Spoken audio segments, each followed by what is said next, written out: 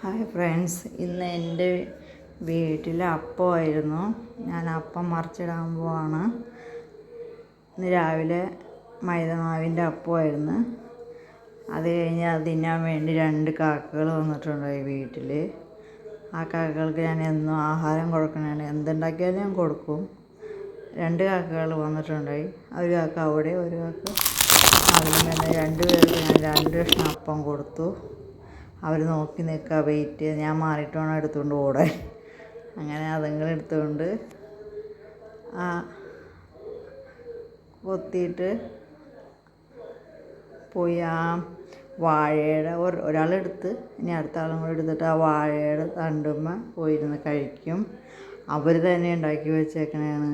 വാഴയുടെ തണ്ട് അപ്പുറത്തെ വാഴയമ്മയ്ക്ക് ചേർത്ത് വെച്ചിട്ട് അവിടെ നിന്ന് 2 കാക്കകളും കഴിക്കുകയാണ്. അത് കഴിഞ്ഞ് ഞാൻ വന്നപ്പോൾ ഫ്രിഡ്ജ് തുറന്നു. കറിക്കൊന്നുമില്ല വയ്ക്കാൻ. അങ്ങനെ 3 തക്കാളി എടുത്ത്, കുറച്ച് വെളുത്തുള്ളി എടുത്ത്, സവാള എടുത്ത്, പച്ചമുളക് എടുത്ത് ഒരു തക്കാളി ചമ്മന്തി ഉണ്ടാക്കാനായിട്ട് പോവുകയാണ്. ഇത്രയാണ് വേണ്ടത്: തക്കാളി, സവാള.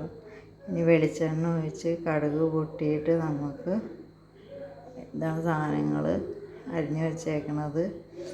നമുക്കതിൽ സവാളയും പച്ചമുളകും വെളുത്തുള്ളി ഇട്ട് കൊടുക്കാം. ചീഞ്ചട്ടിയിൽ കടുക് പൊട്ടിയിട്ടുണ്ട്. നമുക്കത് ഇട്ട് കൊടുക്കാം. അതിങ്ങനെ ഓരോന്നോരോന്നായിട്ട് ഇട്ട് കൊടുത്തിട്ട് എല്ലാം കൂടി ഒരുമിച്ചിട്ടാലും മതി, അത് വാടിക്കോളും. എല്ലാം ഇട്ട് കൊടുക്കുകയാണ്. വെളുത്തുള്ളിയൊക്കെ കൂടി ഒരുമിച്ച് ഇട്ട് കൊടുക്കാം. അത് വരട്ടെ. അത് വാടി വന്ന് കഴിയുമ്പോഴേക്കും നമുക്ക് കുറച്ച് ഉപ്പ് ഇട്ട് കൊടുക്കാം. കുറച്ച് ഉപ്പിട്ട് കൊടുത്ത് കഴിഞ്ഞാൽ പെട്ടെന്ന് വാടിക്കിട്ടും. ഞാൻ കുറച്ച് ഉപ്പിട്ടിട്ട് ഇളക്കിക്കൊണ്ടിരിക്കുക. നമുക്ക് അത് വാടിക്കഴിയുമ്പോഴത്തേക്ക് തക്കാളി ഇട്ട്, ഇതാണ് ഞാൻ കണ്ട കോവക്ക മരം. തക്കാളിയിലേക്ക് ഇത്തിരി മുളക് പൊടി മാത്രമേ ചേർക്കുള്ളൂ, മഞ്ഞൾപ്പൊടി ചേർക്കില്ല. നന്നായി ഇളക്കി അപ്പുറത്ത് നമ്മൾ കഞ്ഞി വെന്തുകൊണ്ടിരിക്കുക. മുളക് ഇട്ട് ആവശ്യത്തിന് വെള്ളവും ചേർത്ത് നന്നായി ഇളക്കി കൊടുക്കുക. ഉപ്പ് നേരത്തെ ചേർത്താണ്. അതിന് ശേഷം നമുക്ക് കുറച്ച് വിനാഗിരി ഒഴിച്ച് കൊടുക്കാം. കുറച്ച് വിനാഗിരി ഒഴിച്ച് കൊടുക്കാം.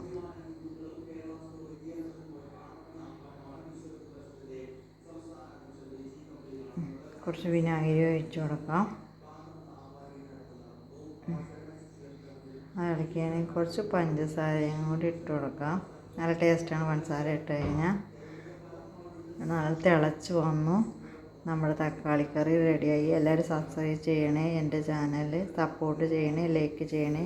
ഉപ്പ് ഇടാൻ നിറച്ച് വയ്ക്കാൻ പോകണം. ഉപ്പ് തീർന്നു പോയി. എല്ലാവരും സബ്സ്ക്രൈബ് ചെയ്യണേ. നല്ല വീഡിയോ